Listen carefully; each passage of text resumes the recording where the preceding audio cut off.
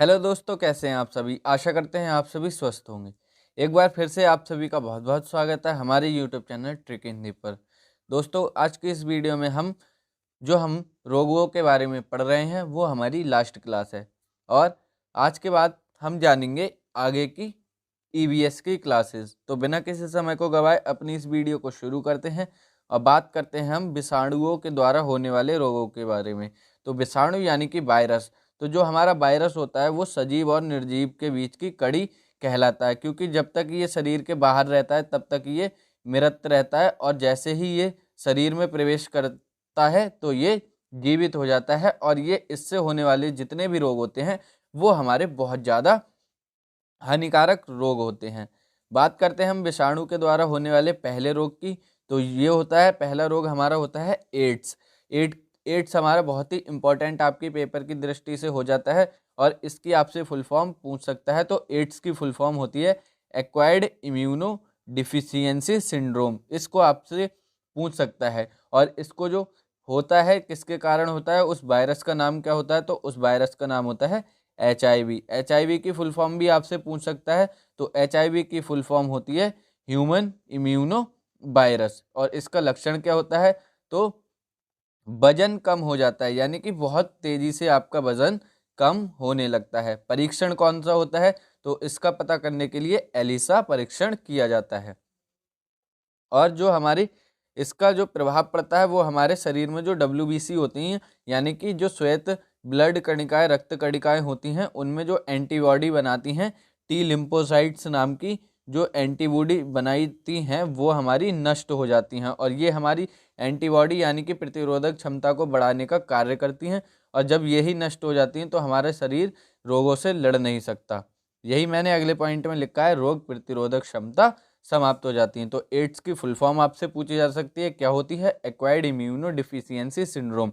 कौन से वायरस के कारण होता है, HIV। HIV वायरस कौन सा होता है, ह्यूमन इम्यूनो वायरस। और ये हमें किसी भी जो एड्स का पीड़ित व्यक्ति होता है उसके रक्त के संपर्क में आने से हो जाता है। जैसे कि किसी का यूज़ किया हुआ इंजेक्शन अगर आपके लगा दिया जाए तो हो जाएगा, और यदि किसी का रक्त हो और आपका रक्त संपर्क में आ जाए तो आपको एड्स हो सकता है। लेकिन आपको ये जानकर हैरानी होगी कि लोग कहते हैं ये वायु द्वारा फैलता है, तो ऐसा कुछ नहीं है, ये केवल रक्त के द्वारा फैलता है। फिर बात करते हैं अगले रोग की, जो कि है हमारा चेचक। चेचक को हम क्या कहते हैं, चेचक को कहते हैं हम स्मॉल फॉक्स। और इसके आपसे केवल ये पूछा जाएगा कि इसके टीके की खोज किसने की थी। तो चेचक के यानी कि स्मॉल फॉक्स के टीके की खोज की थी एडवर्ड जेनर ने। बहुत ही इंपॉर्टेंट हो जाता है आपके पेपर की दृष्टि से। और इसका लक्षण क्या होता है, तो शरीर पर दाने निकल आते हैं छोटे छोटे, और बुखार भी आता है। और चेचक जो होता है वो केवल जीवन में एक ही बार होता है, उसके बाद हमारे जो शरीर होता है वो इसकी एंटीबॉडीज खुद बना लेता है। जीवन में एक ही बार हम जिसको बोलते हैं स्मॉल फॉक्स, वो एक ही बार होता है। इसके बाद हम बात करते हैं अगले रोग की, जो कि है हमारा डेंगू। और ये आपके पेपर की दृष्टि से बहुत इंपॉर्टेंट हो जाता है, क्योंकि अभी कुछ दिन पहले ही इसने बहुत ज़्यादा आतंक मचा रखा था, हर हॉस्पिटल फुल कर रखा था डेंगू के मरीजों से। कौन से वायरस के कारण होता है, तो अरबो वायरस के कारण होता है। और डेंगू मैं आपको पहले भी बता चुका हूँ कि एंडीज मच्छर जब हमें काटता है तो ये हमारा डेंगू हो जाता है। प्लेटलेट्स कम होने लगती हैं, और प्लेटलेट्स कम होने के कारण हमारे शरीर में रक्त का थक्का नहीं जमता है, और हमारी नाक, आँख और कान से खून आने लगता है। जब हमारी प्लेटलेट्स 20,000 से नीचे जाती हैं तो हमारे नाक, आँख और कान से खून आने लगता है। और इसका उपचार कैसे करते हैं, तो बकरी का दूध पिलाया जाता है, कीवी नाम का फल आता है वो खिलाया जाता है, और जो पपीते के पत्ते होते हैं उसका भी अर्क आपको बनाकर पीना चाहिए, उसका उपचार इससे हो जाता है। फिर बात करते हैं अगले रोग की।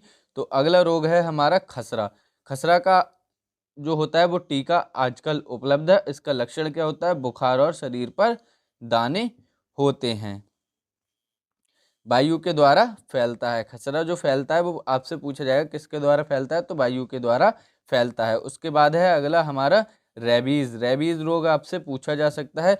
तो इसको हम हाइड्रोफोबिया भी कहते हैं, क्योंकि इसमें जो व्यक्ति पीड़ित होता है उसे पानी से डर लगता है बहुत ज़्यादा। रेबीज ये कुत्ते, बंदर आदि के काटने से हो जाता है। व्यक्ति पानी से डरता है जिसको भी रेबीज हो जाता है। और इसके टीके की खोज किसने की थी? तो इसके टीके की खोज की थी लुई पास्चर ने। बहुत ही इंपॉर्टेंट हो जाता है, आपसे पूछा जा सकता है रेबीज के टीके की खोज किसने की थी। इसके बाद हम बात करते हैं अगले रोग की, जो कि है हमारा हेपेटाइटिस, जिसे हम कहते हैं जॉइंडिस या फिर पीलिया। पीलिया भी कहते हैं हम हेपेटाइटिस को ही। इसमें क्या होता है? तो इसमें जो हमारा एक बिलिरुबिन वर्णक पाया जाता है उसकी मात्रा हमारे शरीर में बनना अधिक हो जाती है, जिससे हमारे शरीर का रंग पीला पड़ने लगता है और हमारा जो लीवर होता है वो प्रभावित हो जाता है। तो इसको हम पीलिया भी कहते हैं। हमारा यकृत प्रभावित हो जाता है और अभी अभी मैंने आपको बताया कि बिलिरुबिन वर्णक जो हमारे शरीर में होता है वो बहुत ज़्यादा बढ़ जाता है और हमारा शरीर पीला पड़ने लगता है। अगला रोग है हमारा पोलियो। बहुत ही इम्पॉर्टेंट रोग है, आपसे पूछा जा सकता है कि पोलियो के टीके की खोज किसने की? तो जोनास सिल्क ने की थी पोलियो के टीके की खोज। और जब ये होता है तो हमारा जो नर्वस सिस्टम होता है वो काम करना बंद कर देता है। और किसके कारण होता है? तो दूषित जल और भोजन के द्वारा फैलता है पोलियो हम लोगों में। तो आपसे केवल पूछा जाएगा टीके की खोज किसने की पोलियो के? तो की थी जॉर्डन सिल्क ने।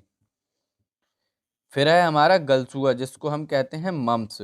तो जो हमारी लार ग्रंथि यानी कि गले में होती है उसमें सूजन आ जाती है और दूषित जल से ये हमें होता है। इतना ही आपको ध्यान रखना है। फिर बात करते हैं हम प्रोटोजोआ से होने वाले रोगों के बारे में। बहुत ही इम्पॉर्टेंट है प्रोटोजोआ से जो रोग हमें होते हैं। इसको आप इस ट्रिक से याद कर सकते हैं कि पापा काम पर सोते हैं। पापा काम पर सोते हैं, इस ट्रिक से आपको याद रहेगा कि प्रोटोजोआ से होने वाले रोग कौन कौन से हैं। तो पा से हमारा पायरिया हो जाएगा, का से हो जाएगा काला ज्वर, और माँ से हो जाएगा मलेरिया, पा से हो जाएगा पेचिस, और सोते हैं यानी कि निद्रा रोग। तो इसको आप ऐसे ही याद कर सकते हैं। प्रोटोजोआ से हमारे कौन कौन से रोग होते हैं? पायरिया होता है, काला ज्वर होता है, मलेरिया होता है, पेचिस होता है और निद्रा रोग होता है। अब आइए और महत्वपूर्ण जानकारी को जानते हैं। तो यह है हमारा पायरिया। जब होता है तो दांत और मसूड़ों से खून आने लगता है। और जो काला ज्वर होता है वो हमारा सैंड फ्लाई यानी कि बालुई मक्खी होती है उसके द्वारा फैलता है। मलेरिया में क्या चीज़ प्रभावित होती है? तो हमारी प्लीहा प्रभावित होती है। पेचिस जब होती है तो हमारी आंत प्रभावित होती है। और जो हमारा निद्रा रोग होता है वो हमारा सी मक्खी फैलाती है। तो ये 5 पॉइंट आपके बहुत ज़्यादा इम्पोर्टेंट हो जाते हैं। इसके बाद बात करते हैं कवक के द्वारा होने वाले रोगों के बारे में। तो इसको भी आप ट्रिक के माध्यम से इस प्रकार से याद कर सकते हैं कि गंजा दामाद खाए फ्रूट, यानी कि आपको ध्यान रहेगा कि कवक से कौन कौन से रोग होते हैं। तो गंजे से हमारा गंजापन, दमा से हो जाएगा दमा रोग, दा से हो जाएगा दाद, खाए मतलब खुजली, और फ्रूट माने कि एथलीट फुट जिसको हम कहते हैं हाथी पाँव। तो कवक से हमारे कौन कौन से रोग होते हैं? पहला होता है गंजापन, दूसरा होता है दमा, तीसरा होता है दाद, चौथा खाज, और पांचवा होता है एथलीट फुट जिसे हम कहते हैं हाथी पाँव। तो कवक के द्वारा ये रोग हमारे होते हैं। इसके बाद बात करते हैं हम अपने महत्वपूर्ण रोगों के बारे में। जो 3 आपके महत्वपूर्ण बिंदु आपसे पेपर में पूछे जा सकते हैं। पहला है इटाई रोग किसके कारण होता है? तो इटाई रोग हमारा होता है जल में जब कैडमियम की अधिकता होती है तो हमारा इटाई रोग हो जाता है। और जब हमारा मिनीमाता रोग होता है तो जल में जब पारा मिल जाता है तो हमारा मिनीमाता रोग होता है। और जो हमारा घेंगा रोग होता है वो होता है आयोडीन की कमी से। तो आयोडीन की कमी से होता है हमारा घेंगा रोग। ये 3 आपके महत्वपूर्ण पॉइंट थे। तो ये थी आज की हमारी वीडियो। आज की इस वीडियो में हम रोग के बारे में जितनी भी महत्वपूर्ण जानकारी थी वो समाप्त कर चुके हैं। पिछली क्लासेस में भी रोग के बारे में आपको जानकारी दी गई है। अगर आपने वो क्लासेस नहीं देखी हैं तो उन क्लासेस को जाकर देख लीजिए। ऐसी ही इंटरेस्टिंग वीडियोस को देखने के लिए हमारे चैनल को सब्सक्राइब कर लीजिए। बहुत ही जल्द मिलेंगे अगली वीडियो में, तब तक के लिए पढ़ते रहिए, स्वस्थ रहिए। जय हिंद दोस्तों, वंदे मातरम, धन्यवाद।